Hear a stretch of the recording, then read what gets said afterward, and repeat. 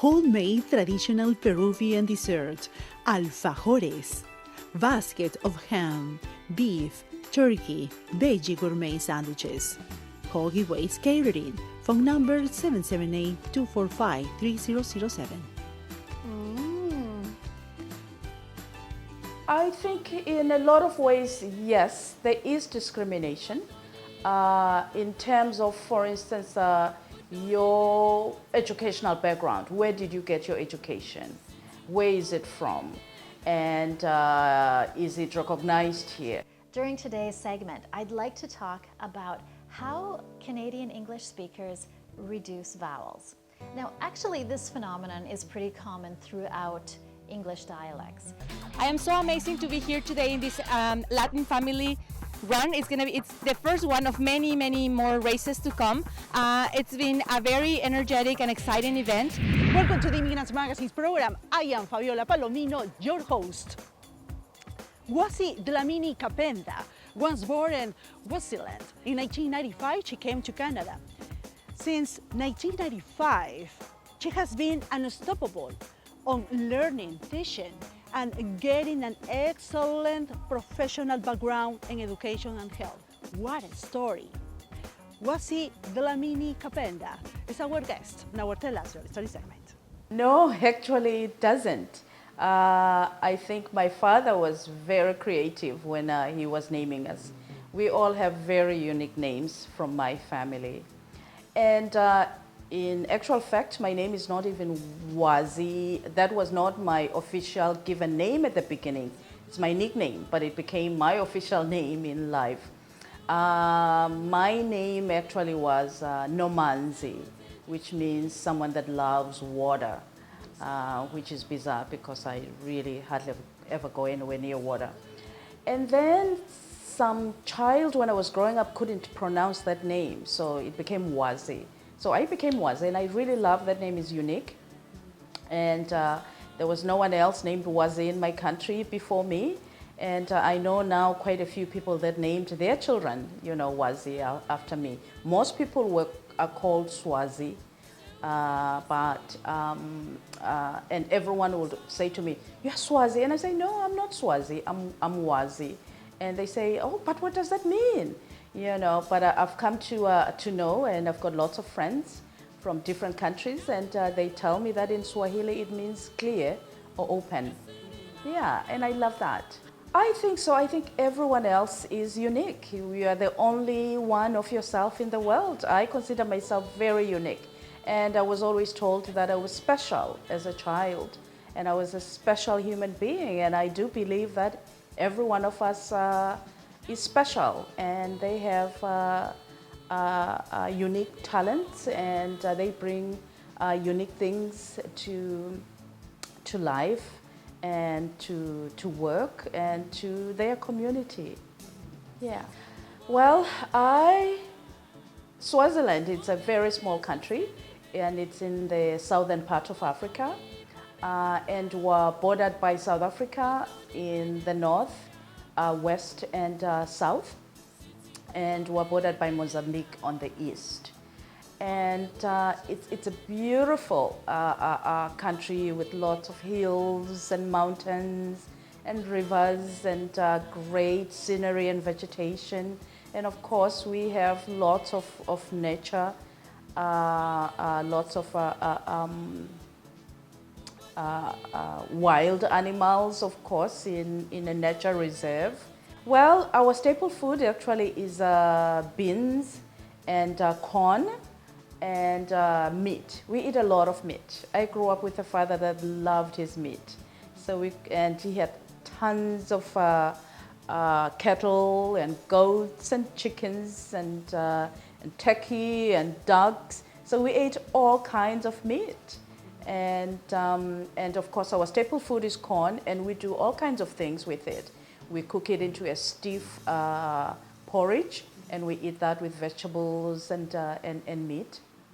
Or we eat it for breakfast. We make it light, and we eat it with milk and sugar. And we also ferment it into a watery drink called emaheu that we drink as part of our traditional food.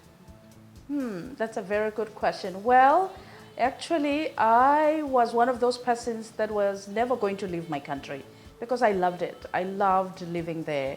And, but I met someone and I fell in love, and he moved to Canada and I followed.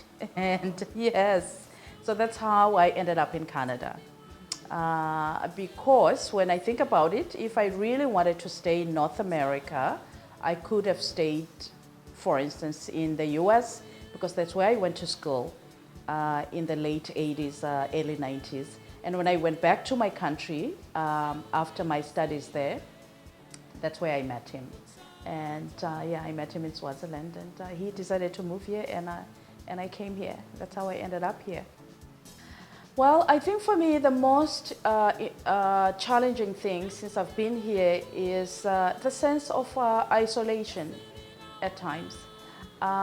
You really need to work hard in making friends and really cultivating those relationships and keeping them an important part of your life, because it's so easy to be very busy and don't get to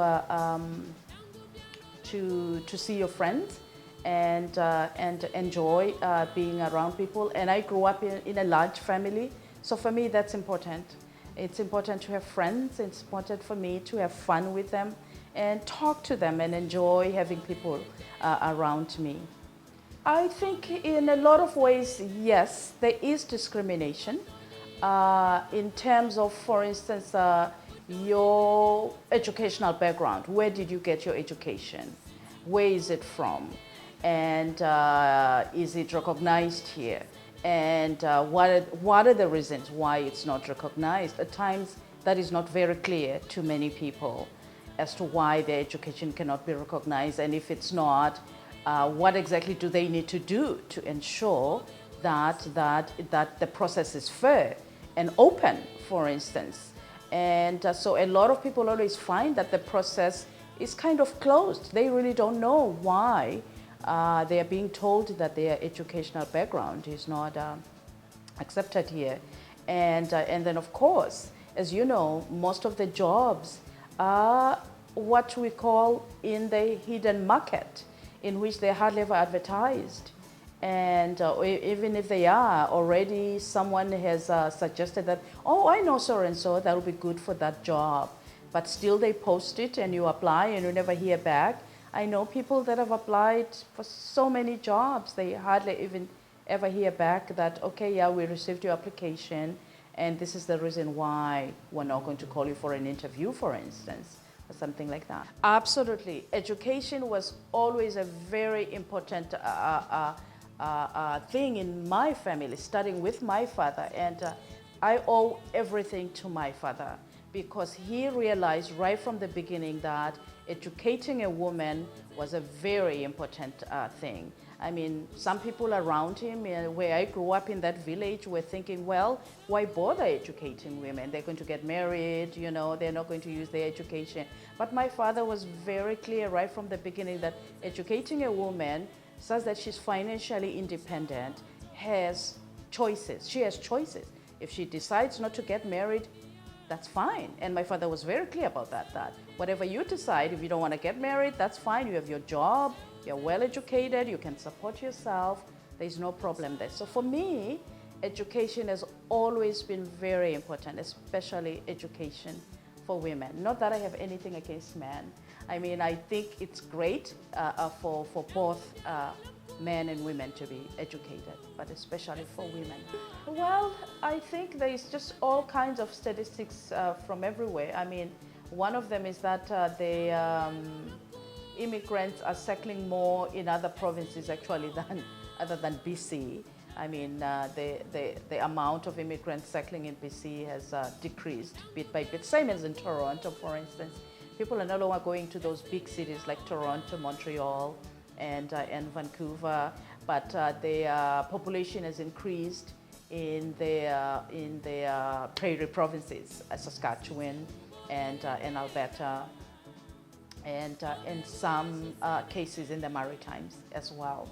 So for me, I think it's great for Canada I mean, we do need the population because as we know here, fewer and fewer people are having children, and there is a huge vacancy in the schools. And right now, for instance, the Vancouver School Board was talking about closing at least 25 schools because there's a lot of spaces that are not filled in those schools, and order also to save money because it costs money to run those schools if it's not on a full scale. I know that you want to improve your English in this country. Listen carefully how native speakers talk, and you will find thousands of sounds totally different. Gentle Guide to Canadian English Accent next. Hi, I'm Gwen Pawlikowski, and this is your gentle guide to Canadian English accents. Thanks for joining me. During today's segment, I'd like to talk about how Canadian English speakers reduce vowels. Now, actually, this phenomenon is pretty common throughout English dialects, and it happens in particular words. Usually in a word, there will be one or two stressed syllables, and then one or more unstressed syllables. And we tend to reduce the vowel sounds in the unstressed syllable. Now, let me make that clear by giving you an example. Many of us are sending job applications to human resources.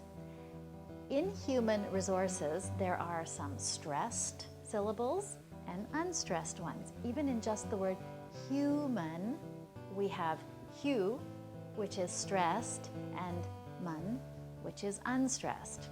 And you can probably notice the difference between the two syllables. Hu, the vowel sound is long and clear and kind of seems louder, and mun, even though it's spelled M-A-N, you don't really even hear the ah anymore. It's reduced to just a sound. So human has the first syllable accented, and we've reduced the vowel in the second syllable. Okay, how about resources? In resources, the first syllable is unaccented, so we're kind of reducing or sort of throwing away the vowel sound. So the R-E now sounds like ra, zor-ses. So sor is really loud and clear, and ra and ses are just kind of reduced, thrown away syllables. So those syllables are just pronounced in a really, really reduced way. And when you do that, it allows Canadians who are used to a Canadian accent to clearly understand. If you say human resources, it often sounds kind of unusual for people. I guess you're still understandable, but it's not the same kind of accent that we're used to. All right, when you hear people from Canada talking, they're going to say human resources in that way. But enough human resources. Let's move on to some other more interesting words, because even though we normally will reduce some vowels, there are other cases where some vowels, even syllables, are totally taken away and disappeared. So let's take the example of the word camera, right? Camera. Now, if you think about how this word is spelled, it's C-A-M-E-R-A, and you might think it is pronounced camera. And in fact, a lot of people who are learning English will say it just like that, camera. But that's not how we say it normally in Canada. We're normally kind of squishing together the beginning and the end of the word and kind of disappearing the middle syllable, so that what we're left with is the word camera. Now, there are lots of other words like this and lots of common words. For instance, the word interesting. Now, when you hear people talking about something that's interesting, they often will just get rid of a whole syllable. It's very rare to hear people say, "That's interesting." It's much more common that that tear is just taken out and has disappeared. Similarly, the word chocolate, right? If you look at the word chocolate, you might think we should say it chocolate. But in fact, in Canada, nobody does. We all say chocolate, as if there are only 2 syllables and not the 3 that it looks like. So chocolate is another one of those examples. Other words, again, a really common word is the word family. Right? You know the spelling of the word family. It's F-A-M-I-L-Y. Looks like there should be 3 syllables, but no one says family. We all say family, as if there were only 2 syllables. So there are so many words that fit this pattern. And if you're saying them in this kind of way, you kind of immediately start to gain more and more of a Canadian accent. And also, as you're listening to Canadians, if you're kind of prepared for these common words to be spoken in this way with the disappeared syllable, it also allows you to understand better. There's another kind of group of words too, and they're words that end with C-A-L-L-Y, like economically or practically, right? Now again, you might think the word would be pronounced economically, but it's not. We kind of squish that last couple of syllables together to get a kind of clee sound. So we say the word economically or practically. Those are the common pronunciations that you're going to hear when Canadians are using these words in a normal situation and setting. So today I've given you a few examples of reduced syllables and reduced vowels, and also vowels that totally disappear from really common words. Common words I've mentioned are chocolate, camera, family, interesting, reasonable, and comfortable are 2 more. So I hope that this will help you to understand Canadian English a little bit better. And if you're trying to make yourself a little bit better understood, these are ways to say the words that will help people to understand a little bit more of what you have to say. So I'm Gwen Pawlikowski, and this has been your gentle guide to Canadian English accents. Running is always healthy. A few weeks ago, your Immigrants Magazine's program was invited to the Latin Family Runs event. Our camera catch smiles from dads, moms, and kids, all together with a goal: getting amazing and unforgettable moments under the sun. Take a look. The Latin Family Run is the first event organized by Lluvia Meneses and Tabernáculo Bíblico of its kind in the Lower Mainland. I have been living in the Lower Mainland for the past 18 years, and this is the first time that I have been part, and I'm very proud to say this, of an event of this kind.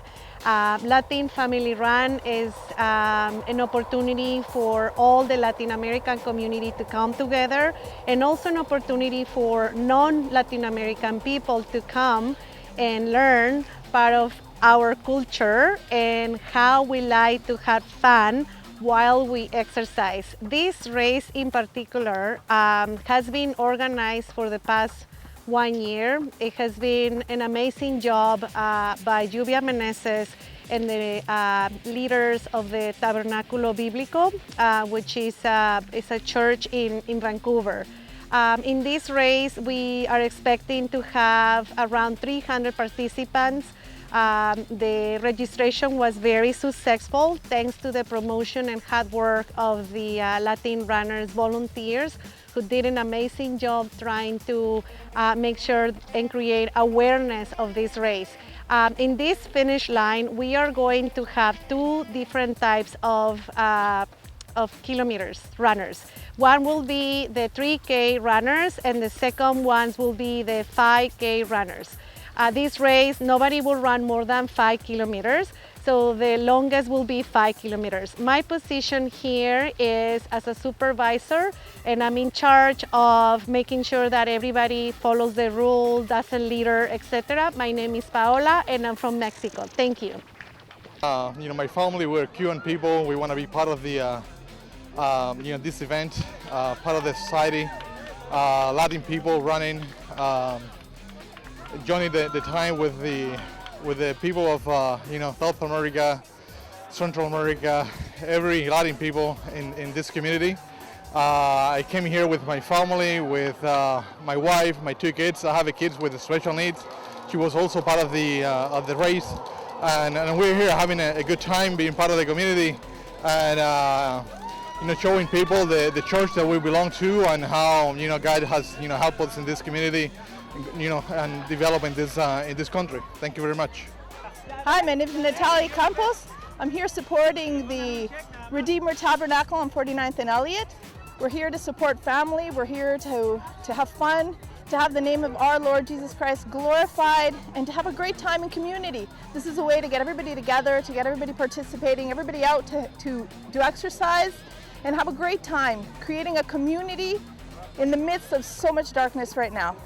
My name is Tere Padilla. I'm part of the team of Latin runners, and we are here in the very first Latin family run. We are very blessed to have this wonderful event and gathering so many Latin cultures here and getting them active and running for the first time. As a Latin runner, I've been with the group for 2 years and supporting all the fabulous ideas of Lluvia Meneses, which is the founder of Latin Runners. And we are really happy and, like I said, blessed to be here and seeing all these families, getting all this community getting together and being part of this wonderful event.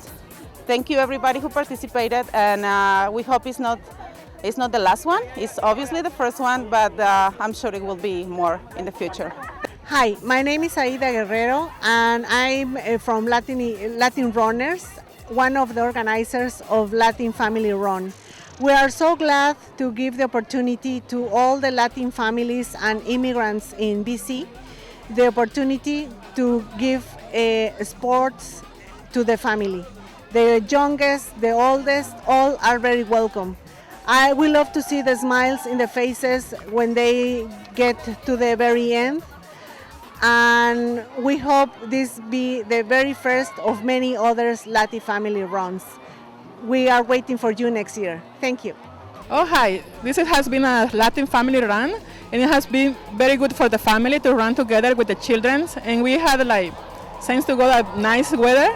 It's very sunny, and we are so blessed to have everyone here enjoying the day. Hi, everyone. We're here in the Latin family run. This is our first edition we do. This has became as a dream come true. We're very happy to everything goes very fun and everyone is having fun.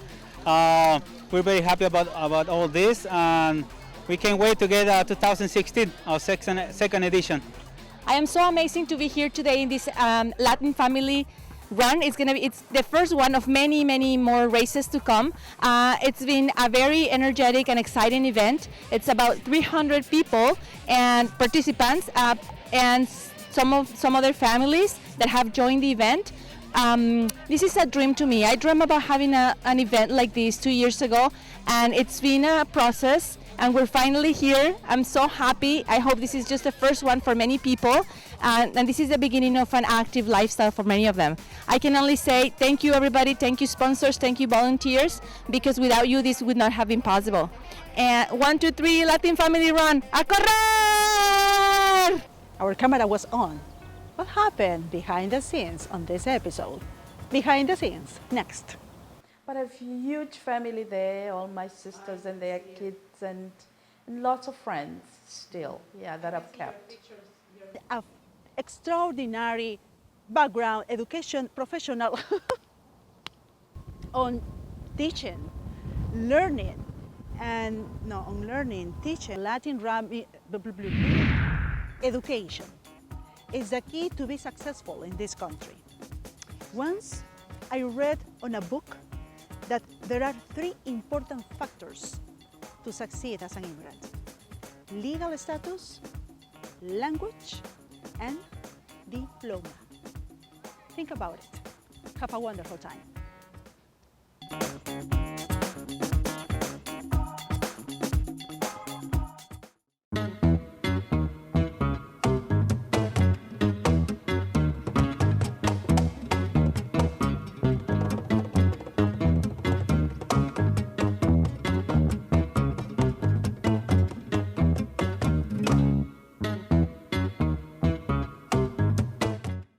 Problemas de relaciones interpersonales, separación, divorcio, problemas con niños, adolescentes y adultos. Soy la doctora Yolanda Montoya, soy Clinical Counselor y mi teléfono es el 604-861-1071.